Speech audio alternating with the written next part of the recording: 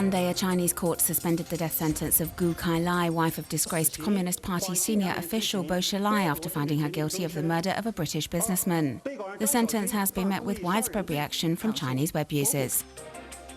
Censorship on social networks was indeed relaxed following the announcement of the verdict. It's a sensitive case for the government, and the names of the key people involved remained blocked, although the keywords Gu Kailai were temporarily unblocked on certain sites.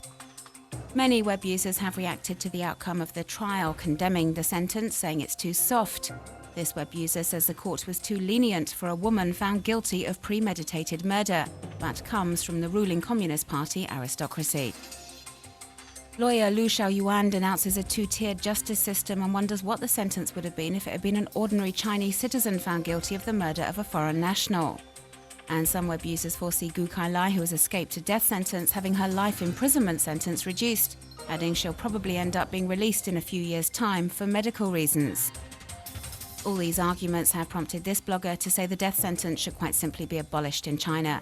He says that convicted prisoners in China don't have equal standing as far as capital punishment's concerned, with the rich and powerful generally being let off, whilst the less fortunate end up being executed. He thinks it's high time for this injustice to end. Yes to healthcare for all. This is a slogan adopted for a campaign launched in Spain protesting against healthcare cuts. Madrid is implementing a series of measures as part of its austerity plan, and they're set to come into force on September 1st. These reforms to the healthcare system will notably entail cutbacks on health benefits, a system based on co-payment of medicines which will replace free prescription medicines, and limited healthcare access for immigrants without residency cards. Health professionals feel this overhaul calls universal coverage into question and have taken part in protests across Spain in recent weeks, like here in Oviedo in the north of the country. Opposition is also being expressed on the internet. The people behind the Yes to Healthcare for All campaign have uploaded this video to raise public awareness about the implications of these reforms. The clip features patients, doctors and nurses, all explaining how, in their opinion, these measures represent a step backwards, and they ask the people of Spain to join the campaign to protect their social rights. Spaniards are being urged to practice civil disobedience. One doctors' association, for example, is asking members to register as conscientious objectors and continue to treat undocumented migrants free of charge. Over 1,300 practitioners across the country have already committed to taking part. This sketch that's being aired online pokes fun at Syrian General Manaf Tlass's defection at the beginning of July. An actor wearing a mask announces his decision to join the opposition, whilst another actor dressed up as Bashar al-Assad is pulling the puppet strings. The activists behind this video want to show they are wary of the well-known and high-ranked officer who has close ties to the Syrian president.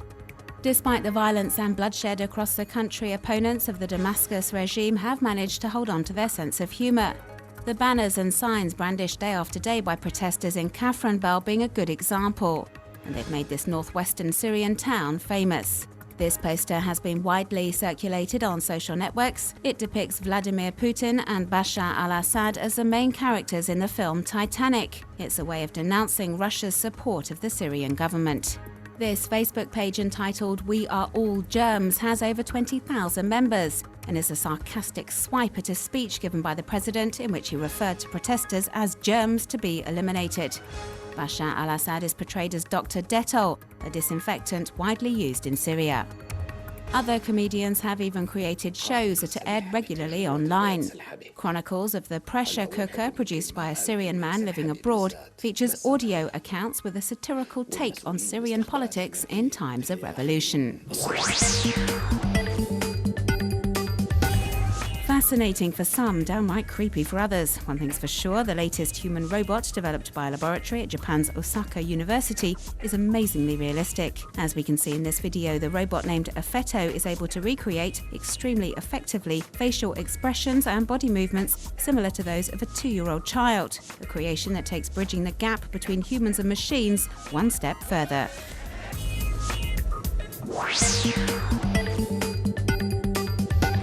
In this video, we see skydiving collective Soul Flyers perform a free fly routine in a wind tunnel in Prague in the Czech Republic.